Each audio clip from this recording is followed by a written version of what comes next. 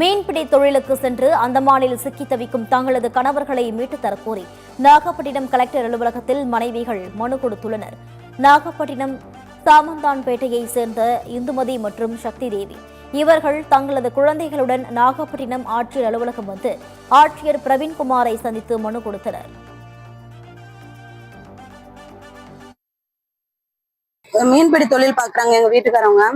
அவங்க வந்து அந்தமான் போயிருக்காங்க தொழில் பாக்குறதுக்காக. ஒரு மாசம் எங்களுக்கு கரெக்டா தான் போயிட்டு இருந்துச்சு. அவங்களும் தொழிலுக்கு போனாங்க.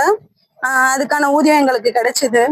அதுக்கப்புறம் மறு மாசம் எல்லாம் பார்த்தோன்னா ஒண்ணுமே கொடுக்கல. வேலையை மட்டும் வாங்கிக்கிட்டு எந்த ஒரு வருமானமும் இல்லாம எங்களை தவிக்க விட்டுட்டாங்க. அங்கேயுமே அவங்களுக்கு ரொம்ப கஷ்டம். ஒன்னும் உணவும் இல்லாம உடையும் இல்லாம போட் அங்க வந்து ஏதோ சேதாரம் ஆயிடுச்சுன்றதுக்காக ஆளுங்களை போட்டு ரொம்ப கஷ்டப்படுத்திட்டு துன்புறுத்திக்கிட்டு அந்த மாதிரி நடத்திக்கிட்டு இருக்காங்க. கணவரை மீட்டு தரணுன்றதுக்காக இன்னைக்கு மாவட்ட ஆட்சியரை பார்த்து மனு கொடுத்துருக்கோம்.